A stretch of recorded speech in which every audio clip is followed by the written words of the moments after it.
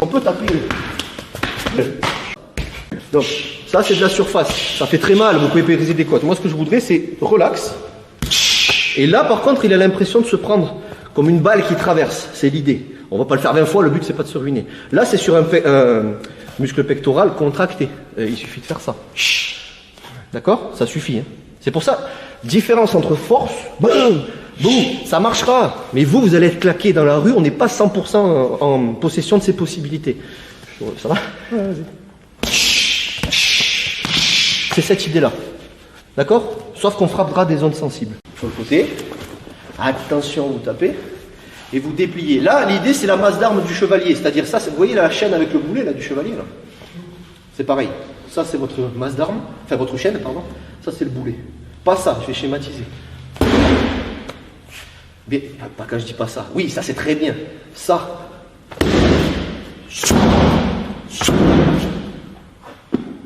Ondulez votre bras. Et à l'impact, vous serrez. J'ai pas.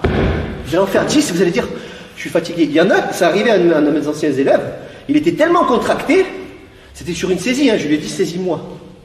Il a tellement serré, il s'est pété un muscle ici. Il fait, ouh, je dis, qu'est-ce qu'il y a? Je dis, juste, tu serres que le nécessaire, que les poignets. Ne serre pas le reste, ça sert à rien, ça, que là. Donc pensez à ça. Ce que j'appelle le twist, à chaque fois que vous allez faire une technique, donnez-moi un coup de poing par exemple, que ce soit un blocage ou une attaque, vous allez vriller un tout petit peu la partie qui va attaquer ou qui va bloquer. Je m'explique. Enfin, j'essaie de m'expliquer. Tends ton bras, s'il te plaît. Par exemple, une attaque ici, avec celui-là, par exemple. Ça, c'est un blocage offensif. C'est très bien. Tout à fait. Ça, c'est très bien. Si vous pouvez, il y a une énorme plus-value en faisant juste ça. C'est ce que j'appelle le twist, le fait de tourner, de vriller. Il attache.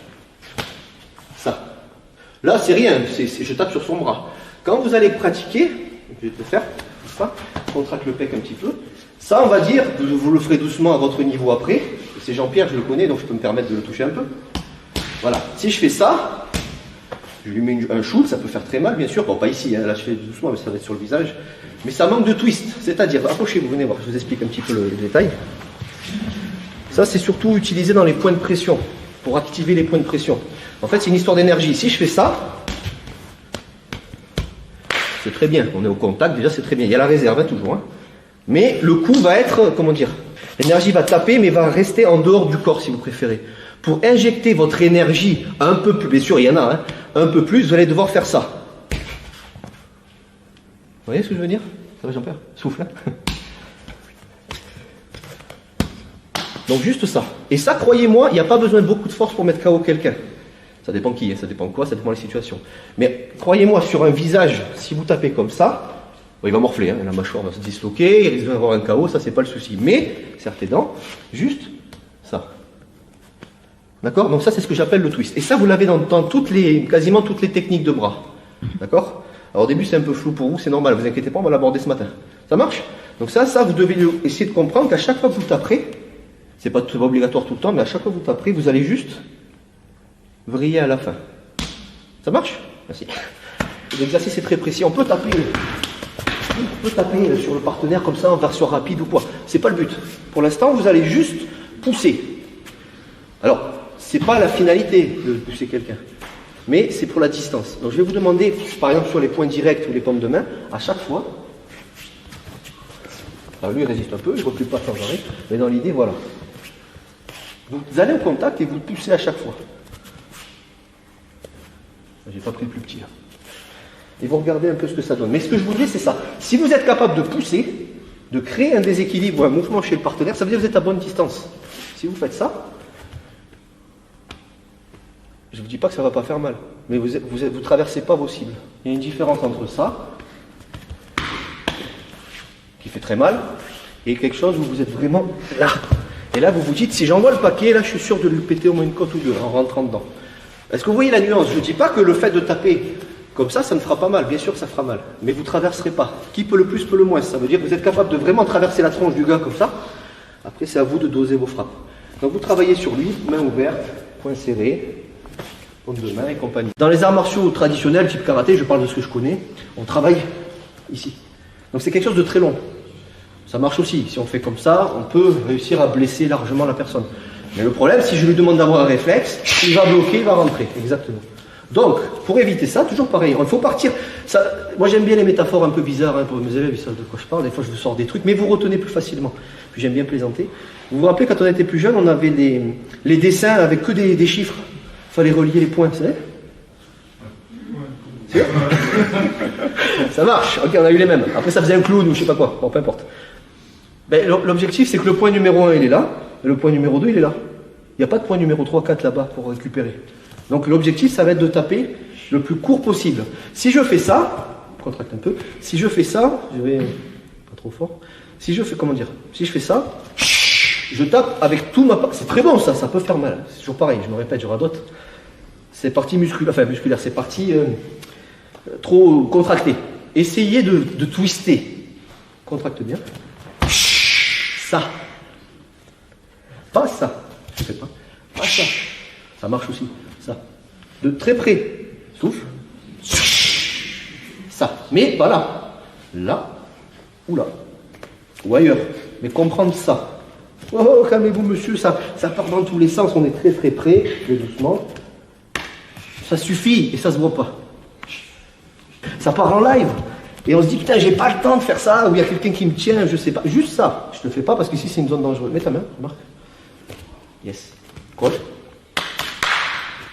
Avec la détermination, les hanches. C'est bon. Normalement, c'est pas sûr à 100%, bien évidemment, mais normalement ça suffit. Pas besoin de faire ça. Parce que ça, oui, c'est même trop. Le mec, vous allez, il va pas se relever. Ça suffit. On l'a vu avec les points de pression ici. Ça va? Et c'est plus dur à... Exactement, merci. C'est plus dur à parer. Il le voit pas.